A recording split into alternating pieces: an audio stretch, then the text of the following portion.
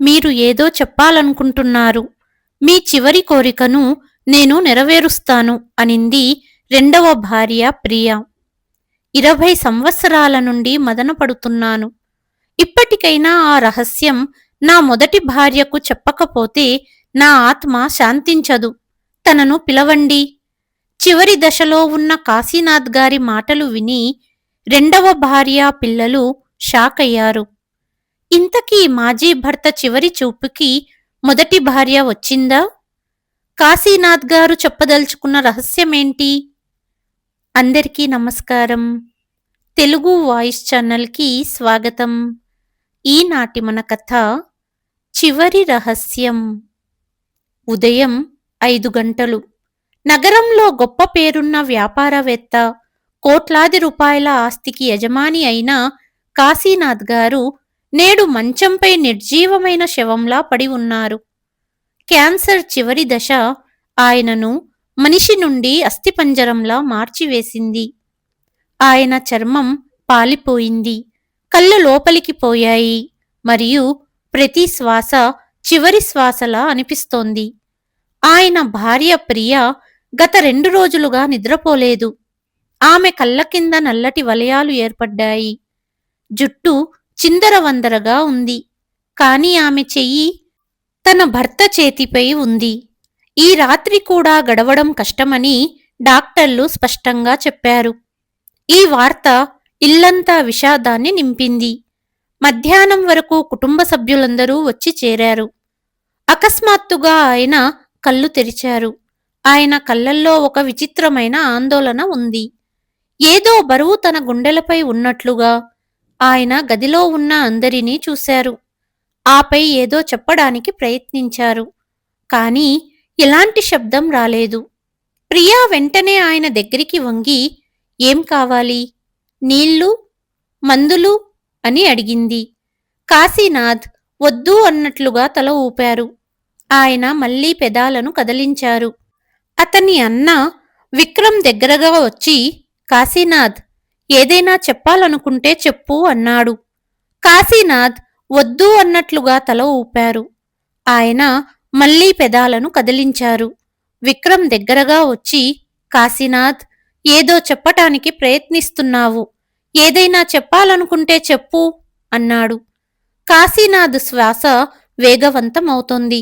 చివరికి చాలా కష్టంతో, తడబడుతున్న గొంతుతో, నాకు ఒక చివరి కోరిక ఉంది అని చెప్పారు కాశీనాథ్. ప్రియా వెంటనే ఆయన చేతిని మరింత గట్టిగా పట్టుకుంది. చెప్పండి, మీకు ఏది కావాలన్నా మేము తీరుస్తాము.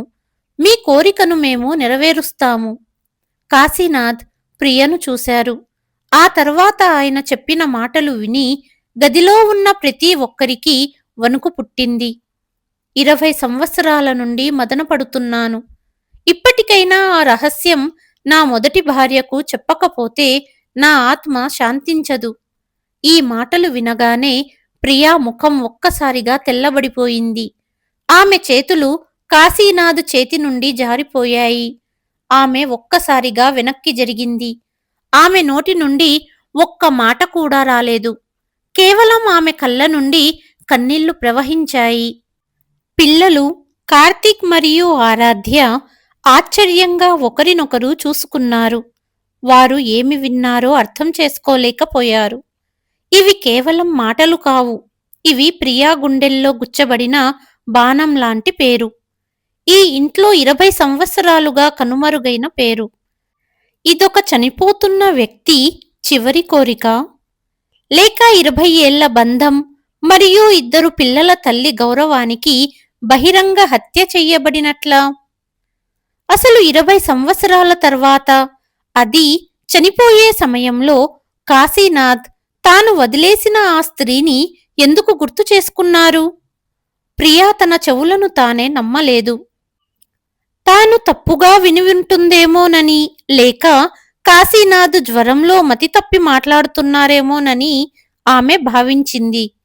కాని ఆమె తన భర్త కళ్ళల్లోకి చూసినప్పుడు కాశీనాథ్ స్పృహలో ఉన్నారని అర్థమయ్యింది. ఆమె గొంతు వణుకుతోంది. ఆమె చేతులు నియంత్రణ లేకుండా వణకడం మొదలుపెట్టాయి. కాశీనాథ్ ప్రియను చూశారు. ఆయన ముఖంలో ఒక విచిత్రమైన భావం ఉంది. ఆయన అన్నారు, ప్రియా, నన్ను క్షమించు. కాని నా చివరి కోరిక నేను ఆమెకే చెప్తాను. ప్రియా లేచి నిలబడింది. ఆమె ముఖం కోపం మరియు బాధతో ఎర్రబడింది. చాలా బాగుంది. చనిపోయేటప్పుడు కూడా మీ పెదవులపై ఆమె పేరేనా? మరి నేను మీకేమవుతాను?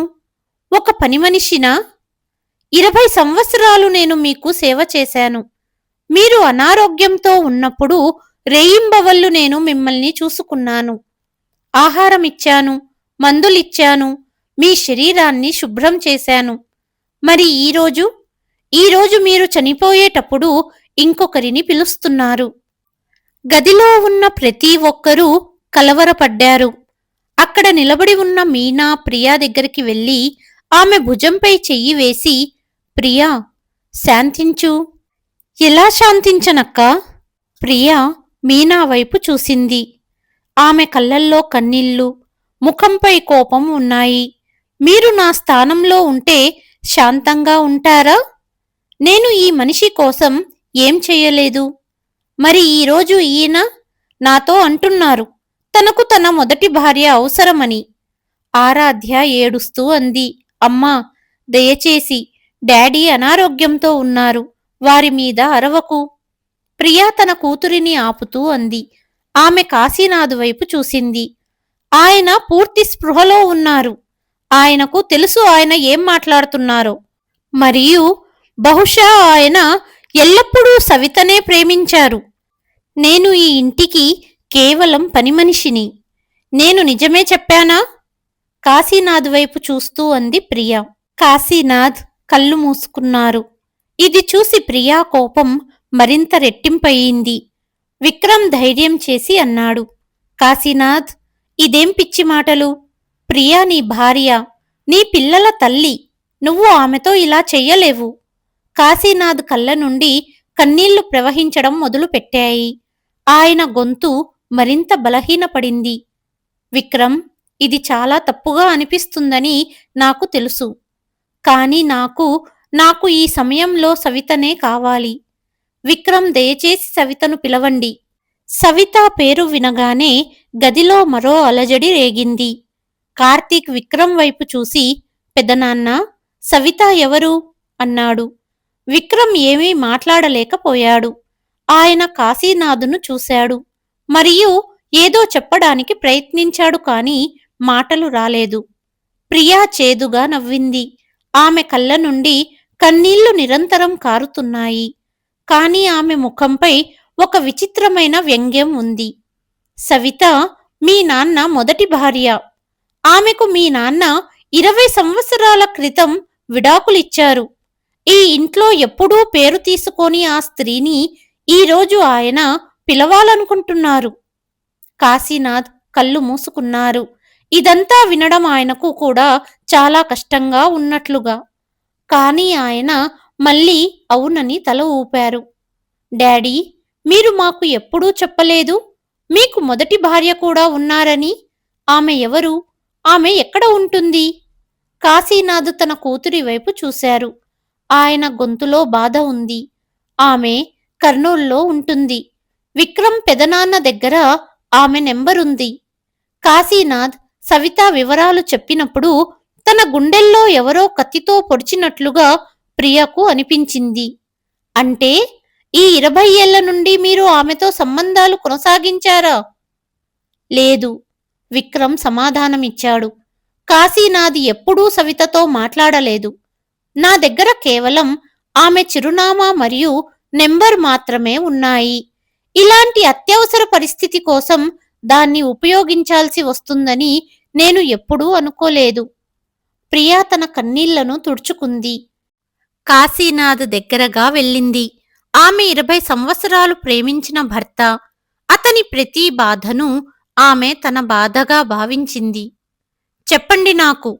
ప్రియా గొంతులో తీవ్రమైన బాధ ఉంది. ఇంతగా ఆవిడకు ప్రాముఖ్యమిస్తున్నారు. మరి నేను మీకేమవుతాను? ఒక సేవకురాలా, లేక ఒక సదుపాయమా? ఇది విని కాశీనాథ్ కళ్ళ వెంట కన్నీళ్లు ప్రవహించడం మొదలుపెట్టాయి. మాట్లాడండి, ప్రియా అరిచింది. జవాబు తెలుసుకునే హక్కు నాకు ఉంది. 20 ఏళ్లలో నేను మిమ్మల్ని ఏమీ అడగలేదు. మీరు చెప్పిన ప్రతి మాట విన్నాను. మీ కుటుంబం యొక్క ప్రతి సంతోషాన్ని నా సంతోషంగా భావించాను. కానీ ఈరోజు మీరు నాకు చెప్తున్నారు, నేను మీ హృదయంలో ఎప్పుడూ లేనే లేనని.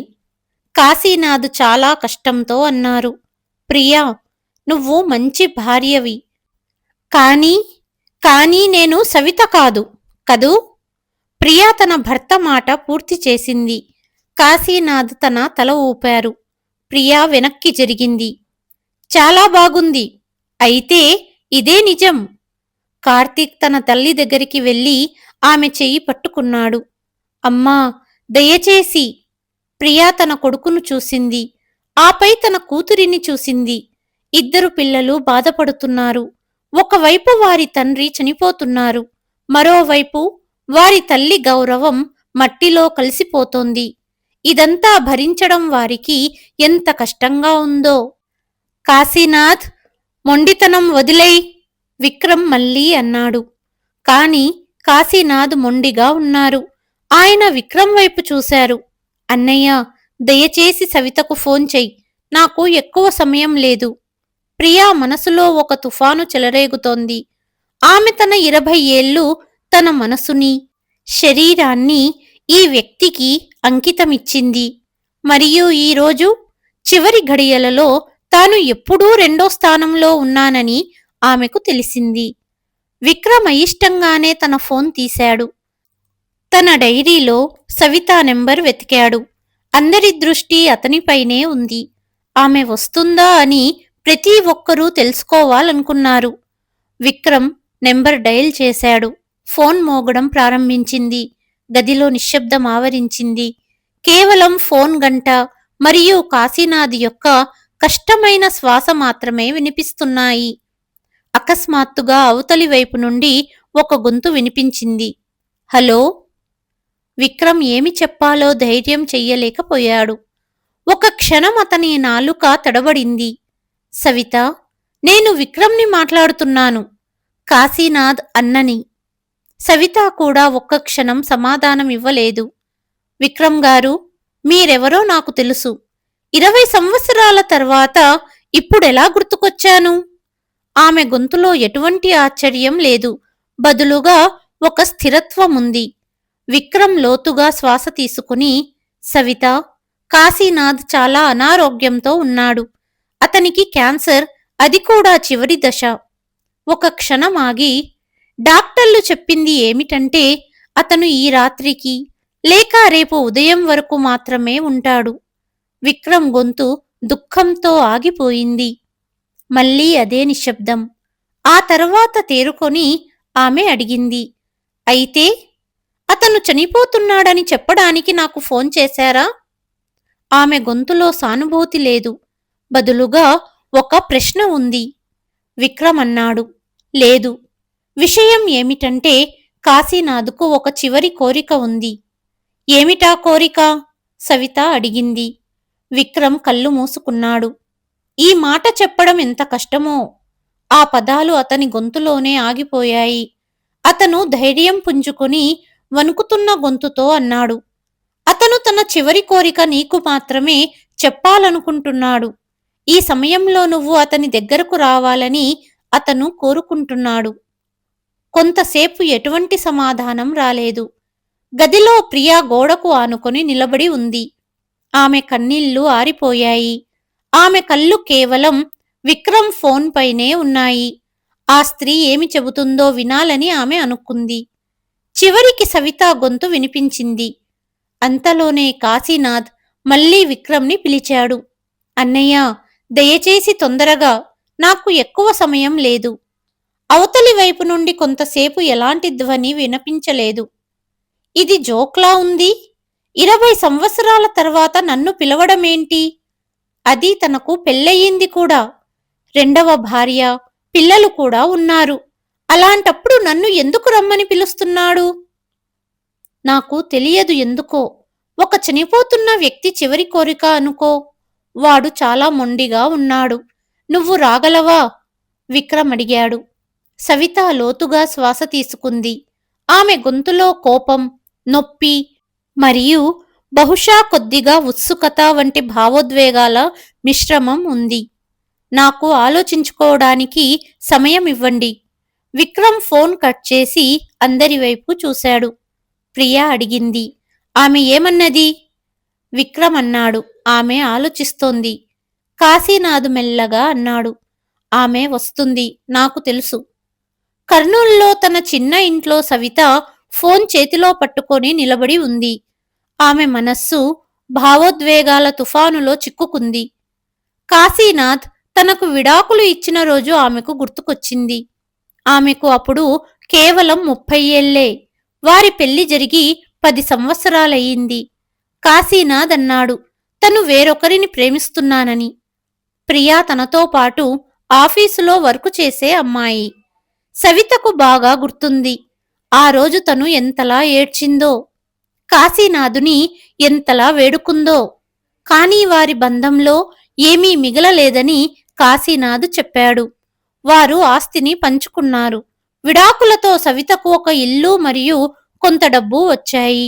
కాశీనాథ్ తన కొత్త జీవితాన్ని ప్రారంభించాడు. సవిత మళ్లీ పెళ్లి చేసుకోలేదు. ఆమె తన బాధను మర్చిపోవడానికి తన పనిలో నిమగ్నమయ్యింది. ఆమె ఒక సామాజిక కార్యకర్త అయ్యింది మరియు తన జీవితాన్ని ఇతరుల సేవలో అంకితం చేసింది. ఆమె విడాకులు తీసుకున్న మరియు విడిచిపెట్టబడిన మహిళలకు సహాయం చేసే ఒక ఎన్జీఓను ప్రారంభించింది. సంవత్సరాలు గడిచే కొద్దీ ఆమె తన బాధను అంగీకరించింది.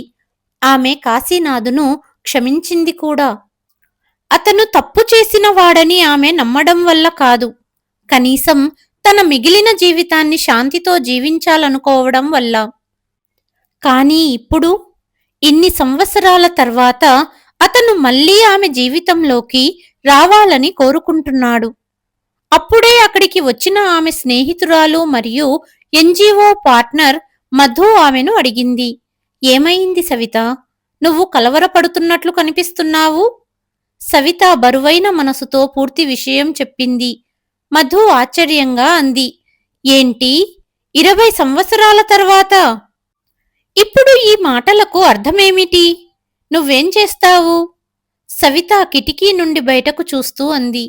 నాకు తెలియదు మధు. ఒకవైపు అతని ముఖం కూడా చూడకూడదనేంత కోపంగా ఉన్నాను. కానీ మరోవైపు అతను చనిపోతున్నాడు. అది అతని చివరి కోరిక. మధు సవిత చేతిని పట్టుకుంది. చూడు, ఇది నీ నిర్ణయం.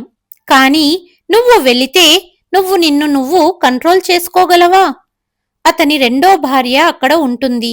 అతని పిల్లలు ఉంటారు. ఇదంతా చూడడం నీకు చాలా కష్టమవుతుంది. సవిత అంది.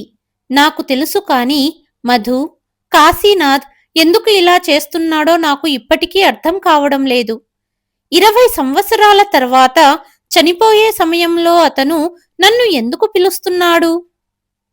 మధు అంది. బహుశా అతనికి తన తప్పు అర్థమై ఉంటుంది. లేదా బహుశా అతను నీకు క్షమాపణ చెప్పాలనుకుంటున్నాడేమో. సవిత తల ఊపింది. ఆమె ఇలా అంది. లేదా బహుశా వేరే విషయం ఏమైనా ఉందా? మనకు తెలియనిది ఏదైనా? ఆమె మళ్లీ తన ఫోన్ తీసుకుని విక్రమ్కు కాల్ చేసింది. విక్రమ్ వెంటనే ఫోన్ ఎత్తాడు. ఆ సవిత? సవిత అంది. విక్రమ్ గారు, నేను వస్తున్నాను. కానీ నేను కాశీనాథుతో ఇప్పుడే ఫోన్లో మాట్లాడాలి. విక్రమ్ అన్నాడు. సరే, ఒక్క నిమిషం. అతను ఫోన్ను కాశీనాథు చెవి దగ్గర ఉంచాడు. కాశీనాథ్ గొంతు చాలా బలహీనంగా ఉంది. సవిత, సవిత. ఆ, నేనే కాశీనాథ్. అసలు నువ్వు ఏం చేయాలనుకుంటున్నావు? 20 సంవత్సరాల తర్వాత నన్ను ఇలా? కాశీనాథ్ అన్నాడు. సవిత, నేను నీకు ఒక విషయం చెప్పాలి. చాలా ముఖ్యమైనది. కానీ నేను దాన్ని ఫోన్లో చెప్పలేను. దయచేసిరా. నాకు తెలుసు, నాకు పశ్చాత్తాపముంది. కానీ సవిత, దయచేసి నన్ను నమ్ము. ఇది చాలా ముఖ్యం. నువ్వు వచ్చినప్పుడు అంతా అర్థమవుతుంది. సవిత లోతుగా శ్వాస తీసుకుని అంది. సరే, నేను రేపు ఉదయం మొదటి రైలులో వస్తాను. కాని కాశీనాథ్, ఇది ఏదైనా నాటకమైతే నేను నిన్ను ఎప్పటికీ క్షమించను. ధన్యవాదాలు సవిత, ధన్యవాదాలు కాశీనాథ్ అన్నాడు. ఫోన్ కట్టయిన తర్వాత గదిలో మళ్ళీ నిశ్శబ్దం ఆవరించింది. ప్రియా అడిగింది. అయితే ఆమె వస్తుందా? విక్రమ్ అన్నాడు. రేపు ఉదయం బయలుదేరుతుంది. ప్రియా వ్యంగ్యంగా నవ్వి, చాలా బాగుంది. అంటే నా భర్త చివరి కర్మలో నేను రెండో స్థానంలో ఉన్నానన్నమాట. అమ్మా, దయచేసి ఇది నాన్నగారి చివరి కోరిక, కొడుకు కార్తీక్ అన్నాడు. కాశీనాథు పరిస్థితి మరింత క్షీణించింది. డాక్టర్ వచ్చి వారికి కొన్ని మందులు ఇచ్చి, అతని ఆరోగ్యంపై నమ్మకం లేదు, రాత్రంతా బతికి ఉంటే అది అద్భుతమవుతుంది అన్నాడు. రాత్రంతా ఎవరూ నిద్రపోలేదు. ప్రియా పిల్లలతో పాటు మరో గదికి వెళ్ళింది. ఆమె కాశీనాథ్తో మాట్లాడాలని అనుకోలేదు. విక్రమ్ మరియు మీనా కాశీనాథ్ దగ్గరే ఉన్నారు. ఉదయం 4 గంటలకు కాశీనాథ్ అకస్మాత్తుగా లేచి, విక్రమ్ అన్నయ్య, నా మాట విను. నా తర్వాత ప్రియను పిల్లలను చూసుకునే బాధ్యత నీదే. సవిత వస్తుంది కదా, ఆమెను గౌరవంగా స్వాగతించు. విక్రమ్ అన్నాడు. కాశీనాథ్, నువ్వు ఇప్పుడేమీ మాట్లాడకు. నువ్వు కోలుకుంటావురా. కాశీనాథ్ నవ్వడానికి ప్రయత్నించాడు. ఇది అబద్ధమని మన ఇద్దరికీ తెలుసు. నాకు మాటివ్వు, నేను చెప్పింది చేస్తావా? నేను మాటిస్తున్నాను. కాని కాశీనాథ్, నాకు చెప్పు, ఇదంతా ఏమిటి? నువ్వు సవితను ఎందుకు పిలుస్తున్నావు? కాశీనాథ్ అన్నాడు. ఓపిక పట్టన్నయ్యా, రేపంతా తెలుస్తుంది. కాని సవిత వచ్చినప్పుడు ప్రియా మరియు పిల్లలు గొడవ పడకుండా అర్థం చేసుకుంటారని నేను నమ్ముతున్నాను. ఉదయం 9 గంటలకు ఒక పాత టాక్సీ కాశీనాథ్ యొక్క పెద్ద బంగ్లా ముందు వచ్చి ఆగింది. టాక్సీ తలుపు తెరుచుకుంది మరియు ఒక స్త్రీ బయటకు వచ్చింది. ఆమె సవిత. ఆమె ఒక సాధారణ తెల్లని కాటన్ చీర ధరించింది. ముఖంపై ఎటువంటి అలంకరణ లేదు. మెడలో ఎటువంటి నగలు లేవు. ఆమె ముఖంపై వయస్సు గీతలు స్పష్టంగా కనిపిస్తున్నాయి. కాని ఆమె కళ్ళల్లో ఒక వింత శాంతి ఉంది, ఒక స్థిరత్వం ఉంది. ఆమె జీవితంలోని ప్రతి తుఫానును తట్టుకోవడం నేర్చుకున్నట్లుగా. ఆమె బంగ్లా యొక్క పెద్ద గోడల వైపు ఒకసారి చూసింది.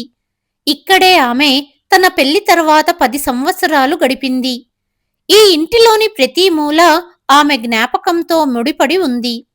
ఇక్కడే ఆమె నవ్వడం నేర్చుకుంది, కలలు కన్నది మరియు ఇక్కడే ఆమె గుండె ముక్కలయ్యింది. ఈరోజు 20 సంవత్సరాల తర్వాత ఈ బంగ్లా ఆమెకు ఒక అపరిచిత ప్రదేశం.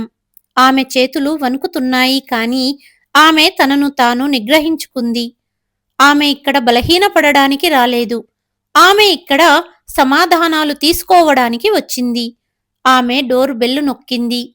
కొన్ని క్షణాల తర్వాత తలుపు తెరుచుకుంది. ఎదురుగా విక్రమ్ నిలబడి ఉన్నాడు. అతని కళ్ళు బాగా ఏడ్చి ఏడ్చి అలసి ఉన్నాయి. ముఖం పాలిపోయి ఉంది. అతను సవితను చూసి ఒక్క క్షణం గుర్తుపట్టలేకపోయాడు. ఇది అతనికి తెలిసిన సవిత కాదు. ఆ నవ్వుతూ ఉల్లాసంగా ఉండే సవిత కాదు. ఈమె కాలం మార్చిన ఒక నిశ్శబ్ద, గంభీరమైన స్త్రీ. సవిత, నువ్వు వచ్చావా? విక్రమ్ గొంతులో ఒక వింత ఉపశమనం ఉంది. రా, లోపలికి రా. సవిత లోపలికి అడుగుపెట్టింది. ఇంటి లోపల అంతా మారిపోయింది. కొత్త ఫర్నిచర్, గోడలకు కొత్త రంగులు, కొత్త అలంకరణ. ఆమె గుర్తించుకున్నట్లు ఏమీ లేదు. ప్రతిదీ ఉద్వేగంగా చెబుతోంది. ఇది ఇప్పుడు ఆమె ఇల్లు కాదని. అప్పుడే ఆమె దృష్టి హాల్లోని గోడపై ఉన్న ఒక పెద్ద ఫోటోపై పడింది. కాశీనాథ్, ప్రియా, కార్తీక్ మరియు ఆరాధ్య. ఒక సంతోషకరమైన కుటుంబం యొక్క ఫోటో. సవిత ఒక్క క్షణం అక్కడే ఆగిపోయింది. ఆమె స్థానాన్ని మరొకరు తీసుకున్నారు. ఒక లోతైన బాధ ఆమె గుండెలో మెదిలింది. కాని ఆమె దాన్ని బయటపడనీయలేదు. విక్రమ్ ఆమెను కాశీనాథ్ గదివైపు తీసుకువెళ్ళాడు. గది తలుపు వద్ద ప్రియా నిలబడి ఉంది. ఇద్దరు స్త్రీలు ఎదురుగా రాగానే గాలిలో ఒక ఉద్రిక్తత వ్యాపించింది. ప్రియా సవితను కింది నుంచి పైకి తదేకంగా చూసింది. ప్రియా కళ్ళల్లో ద్వేషం ఉంది, ఈర్ష్య ఉంది, ఇంకా తన సర్వస్వాన్ని పోగొట్టుకున్న ఒక స్త్రీ బాధ ఉంది. అయితే నువ్వేనా సవిత? ప్రియా గొంతులో విషం నిండి ఉంది. కాశీనాథ్ మొదటి భార్య మరియు నిజమైన ప్రేమ అయిన సవిత శాంతంగా ప్రియా వైపు చూసింది. ఆమె కళ్ళల్లో అహంకారం లేదు, గెలుపు భావన ఉంది. ఆమె ఇలా అంది, ప్రియా, నీకు ఎలా అనిపిస్తుందో నేను అర్థం చేసుకోగలను. నన్ను నమ్ము. నేను ఇక్కడికి నా ఇష్టపూర్వకంగా రాలేదు. అయినా వచ్చావు కదా, ప్రియా వ్యంగ్యంగా అంది. బహుశా ఈ తమాషా చూడడం నీకు కూడా చాలా సరదాగా అనిపిస్తుందేమో. నేను ఎలా అవమానపడుతున్నానో చూడటం నీకు సంతోషాన్నిస్తుందేమో. సవిత గాఢంగా ఊపిరి తీసుకుంది. నేను ఎవరినీ అవమానించడానికి లేదా అవమానం చూడడానికి రాలేదు. కాశీనాథ్ నన్ను పిలిచాడు. నాకనిపిస్తుంది అతనికి చాలా పెద్ద కారణం ఉండే ఉంటుంది. లేదంటే ఏ మనిషి చనిపోయే సమయంలో తన 20 సంవత్సరాల పాత తప్పును మళ్ళీ చెయ్యడు. ఇది విని ప్రియా మౌనంగా ఉండిపోయింది. సవిత మాటల్లో ఒక బరువు ఉంది. విక్రమ్ మధ్యలో కల్పించుకొని అన్నాడు, ఆపు ప్రియా. సవిత, కాశీనాథ్ నీ కోసం ఎదురు చూస్తున్నాడు. రాత్రంతా అతను చాలా టెన్షన్ పడ్డాడు. పదే పదే నీ పేరునే తలుచుకుంటున్నాడు. విక్రమ్ ఈ మాట వినగానే ప్రియా గుండెలో మరో కత్తిపోటు దిగింది. సవిత కాశీనాథ్ గదిలో అడుగుపెట్టింది. లోపల దృశ్యం గుండెను కలిచివేసేదిగా ఉంది. మంచంపై కాశీనాథ్ ఒక సజీవ శవంలా పడి ఉన్నాడు. అతని శ్వాస చాలా నెమ్మదిగా నడుస్తోంది. గదిలో మందుల ఘాటైన వాసన వ్యాపించి ఉంది. సవిత అతన్ని చూసి ఒక క్షణం ఆగిపోయింది. ఇతనే కదా ఆమె ఒకప్పుడు అమితంగా ప్రేమించిన కాశీనాథ్? అనారోగ్యం అతన్ని ఎంతగా మార్చేసిందంటే గుర్తించడం కూడా కష్టంగా ఉంది. బహుశా ఆమె అలికిడి విని కాశీనాథ్ నెమ్మదిగా తన కళ్ళు తెరిచాడు. సవితను చూడగానే అతని లోపలికి కుంగిపోయిన కళ్ళల్లో ఒక మెరుపు వచ్చింది.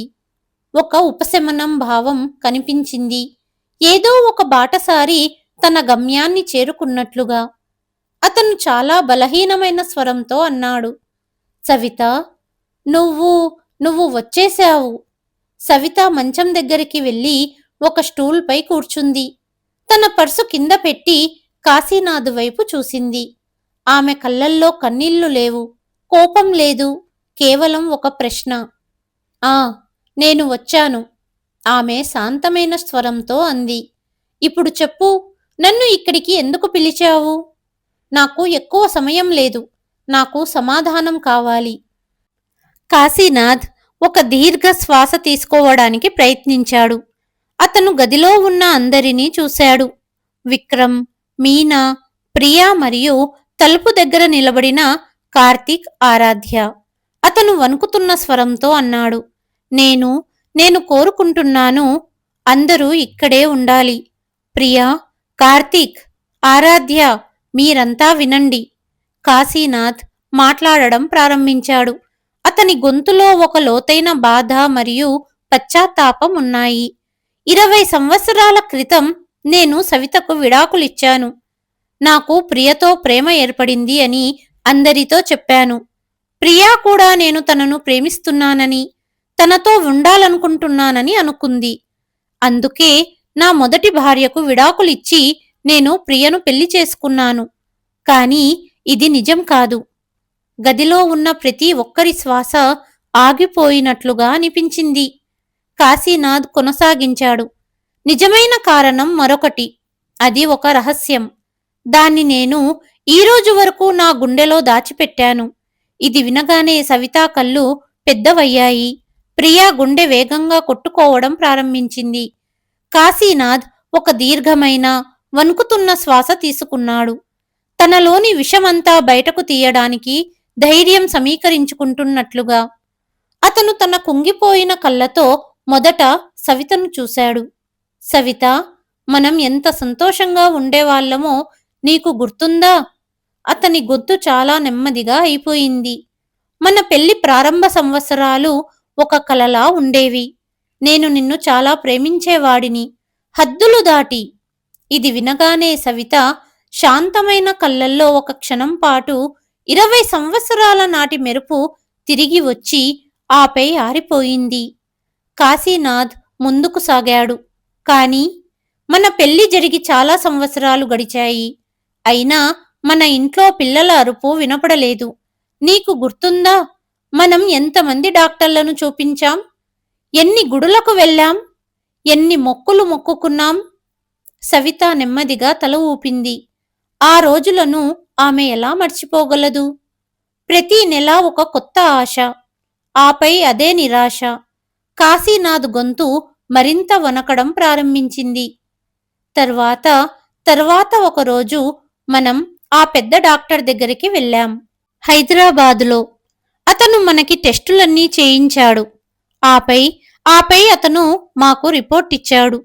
కాశీనాథ్ ఒక్క క్షణం ఆగాడు. అతని శ్వాస వేగంగా అయింది. అతను కళ్ళు మూసుకున్నాడు. ఆ రోజును మళ్ళీ గుర్తు చేసుకున్నాడు. నీకు తెలియదు, డాక్టర్ నన్ను తర్వాత విడిగా పిలిచాడు. మరియు రిపోర్టులో కాశీనాథ్ గొంతు అక్కడే ఆగిపోయింది. అతను ఏమన్నాడు కాశీనాథ్? సవిత నెమ్మదిగా అడిగింది. కాశీనాథ్ తన కళ్ళు తెరిచి సవిత కళ్ళల్లోకి చూశాడు. అతని కళ్ళ నుండి కన్నీళ్లు ప్రవహిస్తున్నాయి. డాక్టర్ అన్నాడు, లోపం నాలో లేదు. నువ్వు ఎప్పటికీ తల్లి కాలేవని అతను అన్నాడు. కానీ ఈ విషయం నీకు నేను ఎప్పుడూ చెప్పలేదు. ఇది విన్న తర్వాత నువ్వు కృంగిపోతావని ఆలోచించి చెప్పలేదు. నేను ఈ నిజాన్ని నీ నుండి దాచిపెట్టాను. ఇది వినగానే సవితకు ఎవరో తన కాళ్ల కింద నుండి నేలను లాగేసినట్లుగా అనిపించింది. కాశీనాథ్ ప్రియవైపు చూశాడు. ఆమె ముఖం తెల్లబడిపోయింది. కానీ ఈ నిజం తెలిసిన తర్వాత కూడా నేను నిన్ను వదిలివేయాలనుకోలేదు. నేను అమ్మతో చాలా పోరాడాను. నేను పిల్లలు లేకుండా ఉండగలను, కానీ నేను సవిత లేకుండా ఉండలేను అన్నాను అమ్మతో. కానీ అమ్మ పట్టుబట్టింది. ఆమెకు ఒక వారసుడు కావాలి, ఒక మనవడు. మన కోట్ల బిజినెస్ను ఎవరు చూసుకుంటారు? ఎవరు మన వంశం పేరును ముందుకు తీసుకువెళ్తారు? ఆమె ఏడుస్తూ నన్ను బ్లాక్మెయిల్ చేయడం ప్రారంభించింది. నేను వంశాన్ని ముందుకు తీసుకెళ్లకపోతే ఆమె నాకు తన ఆస్తి ఇవ్వనని చెప్పింది. ఆమె తినడం తాగడం మానేసింది. గదిలో ఉన్న ప్రతి ఒక్కరి శ్వాస స్తంభించిపోయింది. నేను బలహీనపడ్డాను. కాశీనాథ్ ఏడుస్తూ ఒప్పుకున్నాడు. ఒకవైపు నా ప్రేమ ఉంది, మరోవైపు నా కుటుంబ ఆశలు, నా బిజినెస్, నా అమ్మ మొండితనం. అప్పుడు అతను చెప్పింది ఒక పెద్ద పిడుగులాంటి విషయం. అమ్మే ప్రియను ఎంచుకుంది. ఇది వినగానే ప్రియపై పిడుగు పడినట్లుగా అనిపించింది. ఆమె తడబడుతూ వెనక్కి తగ్గి గోడకు ఆధారంగా తీసుకుంది. కాశీనాథ్ అన్నాడు, ఒక సాధారణ పేద కుటుంబానికి చెందిన అమ్మాయిని పెళ్లి చేసుకో, లేదంటే నన్ను, ఈ కుటుంబాన్ని శాశ్వతంగా మరిచిపో అనింది అమ్మ. అతను సవితా వైపు చూశాడు. అతని కళ్ళల్లో కేవలం పశ్చాత్తాపం మాత్రమే ఉంది. నాకు ధైర్యం చాల్లేదు సవిత, నీకు నిజం చెప్పడానికి. నువ్వు నాకు పిల్లలను ఇవ్వలేనని చెప్పి నిన్ను ఇంకా బాధ పెట్టడం నాకు ఇష్టం లేదు. నువ్వు బిడ్డను ఇవ్వడం సాధ్యం కాదు. అది ఏ స్త్రీకైనా అత్యంత అవమానం. తన ఉనికిపైనే ప్రశ్నార్థకం అవుతుంది. అందుకే నేను ఒక అబద్ధపు కథ కల్పించాను. కాశీనాథ్ తన పెద్ద తప్పును ఒప్పుకున్నాడు. నేను నాకు ప్రియతో ప్రేమ కలిగిందని అబద్ధం చెప్పాను నీకు. ఒక లోపం కారణంగా వదిలేస్తున్నానని తెలుసుకోవడం కంటే నాపై ద్వేషాన్ని కలిగించడం మేలనిపించింది నాకు. నేను నీకు బాధ కలిగించాను సవిత. కాని గదిలో భయంకరమైన నిశ్శబ్దం ఆవరించింది. సవిత కన్నీళ్లు కారుస్తోంది. కాని ఆమె ముఖంలో కోపం లేదు, బదులుగా గాఢమైన అర్థం ఉంది. ఆమె అంది, అయితే ఇదేనా కారణం? నాలో ఏ లోపం ఉండిపోయిందో అని జీవితాంతం ఆలోచించాను. నన్ను నేను నిందించుకున్నాను. కాని అత్యంత బాధాస్వరం ప్రియది. ఆమె నేలపై కూర్చుండిపోయింది. ఆమె పెదవులు వణుకుతున్నాయి. ఆమె కాశీనాథ్ వైపు చూసింది. ఆమె కళ్ళల్లో ఒకే ఒక ప్రశ్న ఉంది. ఆ ప్రశ్న ఆమె జీవితాన్నన్నింటికీ ఒక పరిహాసంగా మార్చివేసింది. అయితే నా పెళ్ళి కేవలం ఒక ఒప్పందమా? నేను కేవలం వారసుడిని కనే యంత్రమా? మీరు నన్ను ఎప్పుడూ ప్రేమించలేదా? కాశీనాథ్ కళ్ళ నుండి కన్నీళ్లు కారుతున్నాయి. ప్రియా, నేను నీకు చాలా అన్యాయం చేశానని నాకు తెలుసు. నువ్వు ఈ విషయంలో నిర్దోషివి. నువ్వు ఒక మంచి భార్యగా మారావు. ఒక ఉత్తమమైన తల్లి. కాలంతో పాటు నేను నిన్ను గౌరవించడం నేర్చుకున్నాను. నిన్ను ఇష్టపడడం మొదలుపెట్టాను. కాని నా మొదటి ప్రేమ, నా హృదయం, అది ఎప్పుడూ సవిత వద్దే ఉండిపోయింది. నేను ఈ అపరాధ భావంతో ప్రతిరోజూ జీవించాను. కార్తీక్ మరియు ఆరాధ్యకు ఇది వినడం ఒక షాకు కంటే తక్కువేమీ కాదు. అంటే సవిత ఆంటీ తల్లి అయి ఉంటే మేము ఈ ప్రపంచంలోనే ఉండేవాళ్లం కాదా? ఈ ప్రశ్న ఒక బాణంలా అందరి హృదయాలలో గుచ్చుకుంది. ఆ ఒక్క ప్రశ్న ఈ మొత్తం విషాదం యొక్క భయంకరత్వాన్ని బయటపెట్టింది. కాశీనాథ్ అన్నాడు, బాబూ, ఇది నిజం. మరియు నేను దానికోసం ప్రతిరోజు నన్ను నేను ద్వేషించుకున్నాను.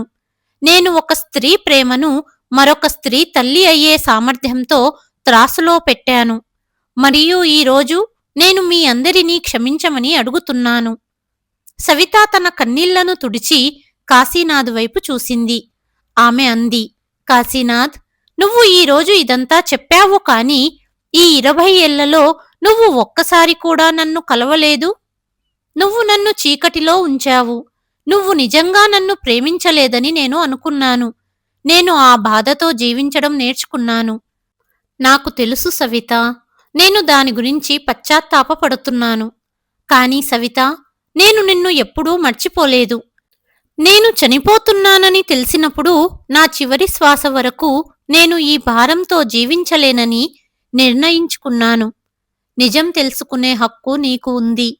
ప్రియకు మరియు పిల్లలకు కూడా మొత్తం నిజం తెలుసుకునే హక్కు ఉంది, కాశీనాథ్ అన్నాడు. అప్పుడే విక్రమ్ అత్యంత ముఖ్యమైన ఆ ప్రశ్న అడిగాడు. మరి నీ చివరి కోరిక ఏమిటి? కాశీనాథ్ మొదట సవిత వైపు, తర్వాత ప్రియా వైపు, తర్వాత తన పిల్లల వైపు చూశాడు. మరియు అప్పుడు అతను ఆ మాటలు పలికాడు. అవి గదిలో మరొక భూకంపాన్ని అందరి ముందు ఉంచినట్లుగా అనిపించింది. అప్పుడు కాశీనాథ్ అన్నాడు, ఎందుకంటే హిందూ సంప్రదాయంలో చితికి నిప్పు పెట్టేవారే అత్యంత సన్నిహితులుగా పరిగణించబడతారు. నువ్వే నా నిజమైన భార్యవని ఈ ప్రపంచమంతా తెలుసుకోవాలని నేను కోరుకుంటున్నాను. నువ్వు నేను అత్యంత ప్రేమించిన వ్యక్తివి. విక్రమ్ అన్నాడు, కాశీనాథ్, ఇదంతా అంత తేలికైనది కాదు. సవిత, నువ్వు ఏం చేయాలనుకుంటున్నావు? సవిత దీర్ఘ శ్వాస తీసుకుంది. ఆమె నేలపై కూర్చుని ఏడుస్తున్న ప్రియవైపు చూసింది. లోలోపల బాధపడుతున్న పిల్లలు కార్తీక్ మరియు ఆరాధ్య వైపు చూసింది. అప్పుడు సవిత అంది, కాశీనాథ్, నేను నిన్ను ఏళ్ల క్రితమే క్షమించాను. నేను నా బాధను వదిలిపెట్టి ముందుకు సాగడం నేర్చుకున్నాను. ఈరోజు నువ్వు చెప్పిన నిజం విని ఖచ్చితంగా నాకు లోపల బాధ కలుగుతోంది. నేను నిన్ను ఎప్పుడో క్షమించాను. ఇది విని కాశీనాథ్ ఊపిరి పీల్చుకున్నాడు. ఆ తరువాత సవిత అంది, కాని కాశీనాథ్, నువ్వు కోరుకున్నట్లు నువ్వు మరణించాక తదుపరి కార్యక్రమాలు నేను చెయ్యను. గదిలో ఉన్న అందరూ ఆశ్చర్యపోయారు. కాశీనాథ్ అన్నాడు, ఎందుకు సవిత, ఎందుకు? ప్రియా మరియు పిల్లల వైపు చూపుతూ అంది, ఎందుకంటే ఇది తప్పు. ప్రియా నీ భార్య. గత 20 సంవత్సరాలుగా ఆమె నీతో ఉంది. ఆమె నీకు సేవ చేసింది. మరియు అన్నిటికంటే ముఖ్యంగా నువ్వు నన్ను వదిలిపెట్టిన ఆ సంతోషాన్ని ఆమె నీకు ఇచ్చింది. ఆమె నీకు పిల్లలను ఇచ్చింది. ఆమె నీ పిల్లల తల్లి. ఒక భార్యకు దక్కాల్సిన ఆ గౌరవం ఆమెకు దక్కాలి. ప్రియా ఆశ్చర్యంతో సవితా వైపు చూసింది. నువ్వు నా కోసం ఇలా మాట్లాడుతున్నావా? అంది ప్రియా. సవిత అంది, నేను నీకోసం కాదు, సత్యం కోసం చెప్పాను. కాని సవిత అని కాశీనాథ్ అనబోతుంటే సవిత అతన్ని అడ్డుకొని అంది, లేదు కాశీనాథ్, నువ్వు నిజం చెప్పావు మరియు నీ గుండెపై ఉన్న భారమంతా దించుకోవడం మంచిది జరిగింది. కానీ జరగాల్సిన దానికి వారు అర్హులు. ప్రియా మరియు నీ పిల్లలు నీ నిజమైన వారసులు. అందుకే వాళ్ళే తరువాతి కార్యక్రమాలు చేస్తారు. ఎందుకంటే ఇదే సరైనది. మరియు నీ భార్య అయ్యే అన్ని హక్కులు ప్రియకే ఉంటాయి. ఆంటీ, మీరు చాలా మంచివారు. మీకు ఎలా కృతజ్ఞతలు చెప్పాలో నాకు తెలియడం లేదు. బాబూ కార్తీక్, జీవితంలో కొన్నిసార్లు మనం మన బాధను దిగమింగుకొని ఆలోచించాలి. నేను దీన్ని నేర్చుకున్నాను. మరియు కాశీనాథ్ తన తప్పుకు ప్రాయశ్చిత్తం చెయ్యాలనుకుంటున్నాడు. కాని నిజమైన ప్రాయశ్చిత్తం సరైనదిగా చెయ్యాలి. భావోద్వేగాలకు లోనై ఏ నిర్ణయం తీసుకోకూడదు. ఆ తర్వాత కాశీనాథ్ వైపు చూసి, కాశీనాథ్, నువ్వు ప్రియా మరియు పిల్లలకు క్షమాపణ చెప్పాలి మరియు వారికి కొంత విలువ ఉందనే విశ్వాసాన్ని కలిగించాలి. కాశీనాథ్ ప్రియవైపు చూశాడు. అతను అన్నాడు, ప్రియా, నన్ను క్షమించు. నేను నీకు అన్యాయం చేశాను. నువ్వు ఒక మంచి భార్య మరియు తల్లివయ్యావు. కాని నేను మంచి భర్తను కాలేకపోయాను. నువ్వు నాకు 2 అందమైన పిల్లలను ఇచ్చావు. నేను నీకు కృతజ్ఞుడను. ప్రియా ఏడుస్తోంది. ఆమె అంది, నేను మిమ్మల్ని క్షమించగలనో లేదో నాకు తెలియదు, కానీ మీరు ఏ కష్టమైన పరిస్థితిలో ఉన్నారో నేను అర్థం చేసుకుంటున్నాను. ప్రియా, నువ్వు మరియు పిల్లలు సంతోషంగా ఉండాలని కోరుకుంటున్నాను. నేను నా వీలునామాలో నీకు మరియు పిల్లలకు అంతా ఏర్పాటు చేశాను. మీకు దేనికి కొరత ఉండదు అన్నాడు కాశీనాథ్. ఆరాధ్య అంది, నాన్న, మాకు డబ్బులు కాదు, మీరు కావాలి. కానీ మీరు? కాశీనాథ్ తన కూతురి చెయ్యి పట్టుకున్నాడు. నాకు తెలుసు ఆరాధ్య, నాక్కూడా చాలా బాధగా ఉంది. కానీ నువ్వు మరియు కార్తీక్ బలంగా ఉండాలని నేను కోరుకుంటున్నాను. మీ అమ్మకు అండగా ఉండండి. అందరి కళ్ళల్లో కన్నీళ్లు. మీరు నా శత్రువు అని అనుకున్నాను. కానీ ఈరోజు మీరు చేసిన పనికి నేను మీకు రుణపడి ఉంటాను. సవితా వైపు చూస్తూ అంది ప్రియా. సవిత అంది, మనమిద్దరం ఒకే బాధ గుండా వెళ్ళాం, కేవలం వేర్వేరు పద్ధతుల్లో. ఈ బాధ ముందుకు సాగాలని నేను కోరుకోవడం లేదు. కాశీనాథ్ సవిత వైపు చూసి అన్నాడు, సవిత, నువ్వు నా కోరిక తీర్చకపోయినా నేను ఈ లోకంలో ఉన్నంత వరకు నువ్వు నా మరియు ఈ కుటుంబంతో ఉండాలని నేను కోరుకుంటున్నాను. నాకు నీ ఉనికి అవసరం. సవిత అంది, నేను ఇక్కడే ఉన్నాను కాశీనాథ్. కాశీనాథ్ ప్రియా వైపు చూసి అన్నాడు, పిల్లలను సరైన మార్గంలో ఉంచు. ప్రియా ఏడుస్తూ అంది, నేను చేస్తాను, మీరు చింతించకండి. 2 గంటలు గడిచిపోయాయి. కాశీనాథ్ పరిస్థితి మరింత క్రిటికల్గా మారింది. డాక్టర్ను పిలిపించారు. అతను అంతిమ సమయం దగ్గర పడిందని చెప్పాడు. కుటుంబ సభ్యులందరూ కాశీనాథ్ మంచం చుట్టూ చేరుకున్నారు. కాశీనాథ్ తన పిల్లలను చూశాడు. అతను దీనమైన స్వరంతో అన్నాడు, కార్తీక్, ఆరాధ్య, నేను మిమ్మల్ని చాలా ప్రేమిస్తున్నాను. నేను మీతో ఎక్కువ సమయం గడపలేకపోయినందుకు క్షమించండి. కాని గుర్తించుకోండి, నేను ఎప్పుడూ మీతోనే ఉంటాను. 2 పిల్లలు బోరున ఏడుస్తున్నారు. కాశీనాథ్ శ్వాస ఇప్పుడు చాలా నెమ్మదయ్యింది. అతను విక్రమ్ చెయ్యి పట్టుకొని ఆగి ఆగి మాటల్లో అన్నాడు, అన్నయ్య, వీరందరినీ జాగ్రత్తగా చూసుకో. విక్రమ్ అన్నాడు, నేను వాగ్దానం చేస్తున్నాను కాశీనాథ్, నువ్వు చింతించకు. కొద్దిసేపటి తర్వాత కాశీనాథ్ కళ్ళు మూసుకున్నాడు.